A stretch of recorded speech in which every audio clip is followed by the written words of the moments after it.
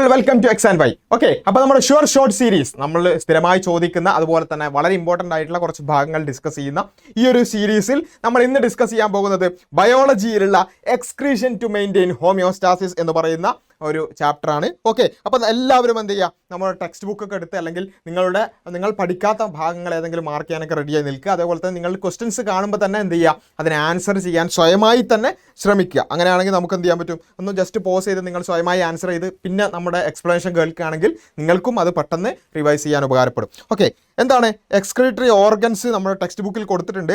അത് ഓരോന്ന് ഇല്ലാത്തത് പൂരിപ്പിക്കാനാണ് പറഞ്ഞിട്ടുള്ളത്. സ്കിന്ന് എക്സ്പെൽസ് വാട്ടർ ആൻഡ് സോൾസ്, ശരിയാണ്, അതൊരു എക്സ്ക്രീറ്ററി ഓർഗനാണ്.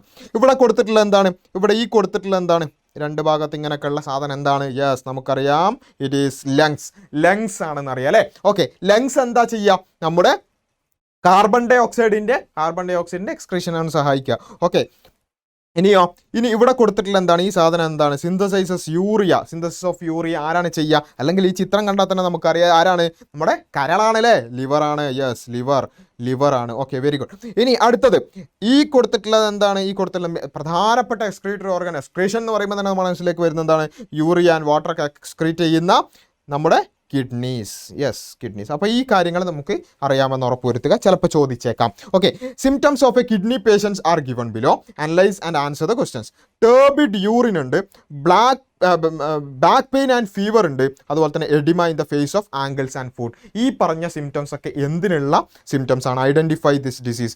ഏതായിരിക്കും ഡിസീസ്? നിങ്ങൾക്ക് പരിചയമുണ്ടോ അല്ലെങ്കിൽ നിങ്ങൾ എവിടെയെങ്കിലും കേട്ടിട്ടുണ്ടോ? What is the cause of this disease? എന്താണ്? ഇറ്റ് ഈസ് നെഫ്രൈറ്റിസ് ആണ് ഈ രോഗം അല്ലേ. എന്താണ് നെഫ്രൈറ്റിസ് എന്ന് പറയുന്നത്? അതിൻ്റെ കോസ് ചോദിച്ചിട്ടുണ്ടല്ലേ. രണ്ടാമത് due to infection or intoxication, എന്തെങ്കിലും തരത്തിലുള്ള ഇൻഫെക്ഷനോ അല്ലെങ്കിൽ എന്തെങ്കിലും ടോക്സിക് ആയിട്ടുള്ള എന്തെങ്കിലും എടുത്തിട്ടുള്ള ആ ഇൻടോക്സിക്കേഷൻ കാരണമാണ് നെഫ്രൈറ്റിസ് ഉണ്ടാവുക. അതിൻ്റെ സിംറ്റംസ് ആണ് പറഞ്ഞത്. Turbid and dark coloured യൂറിനാണ്.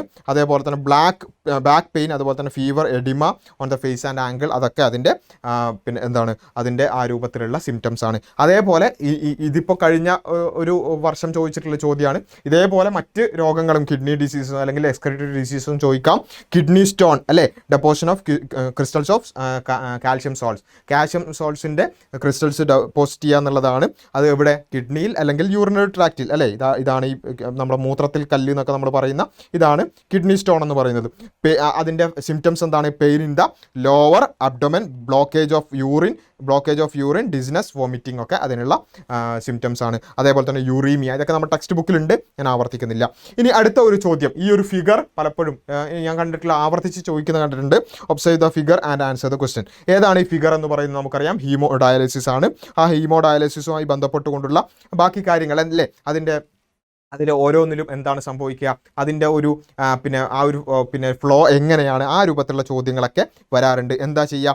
Blood with high quantity of waste material is passed in the dialysis unit. Dialysis യൂണിറ്റിലേക്ക് എന്ത് ചെയ്യും? ഈ പറഞ്ഞ ബ്ലഡ് പാസ് ചെയ്യും. ഈ എക്സ്ക്രീറ്ററി കണ്ടന്റ് ഉള്ള heparin is added to prevent clotting of blood. ഇത് നമ്മൾ കൃത്യമായി മനസ്സിലാക്കണം.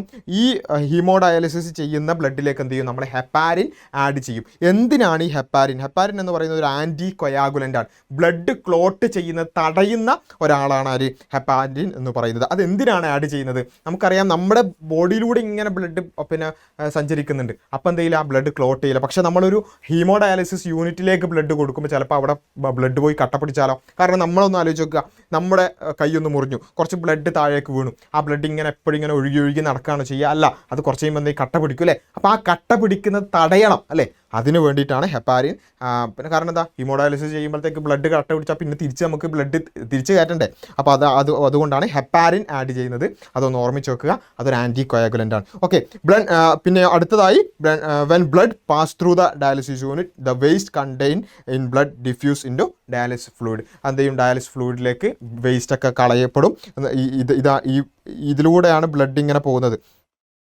ബ്ലഡ് ഇങ്ങനെ പോകും. അവിടെ നിന്ന് എന്ത് ചെയ്യും? ഡയാലിസിസ് ഫ്ലൂയിഡിലേക്ക് വേസ്റ്റൊക്കെ പോകും. എന്നിട്ട് എന്ത് ചെയ്യും? Purified blood is allowed to pass through the വെയിൻസിലേക്ക് തിരിച്ച് കയറ്റുകയും ചെയ്യും. ഈ പറഞ്ഞ കാര്യമാണ് ഇവിടെ നടക്കുക, നമ്മുടെ ഒരു ഹീമോ ഡയാലിസിസ് യൂണിറ്റിൽ നടക്കുക. അപ്പോൾ ആ ഹെപ്പാരിൻ എന്തിനാണ് എന്നുള്ള ചോദ്യം ഒരു പക്ഷേ ചോദിച്ചേക്കാം. അത്തരത്തിലുള്ള ചോദ്യങ്ങൾ കൂടി എന്ത് ചെയ്യുക, നമ്മൾ ശ്രദ്ധിക്കുക.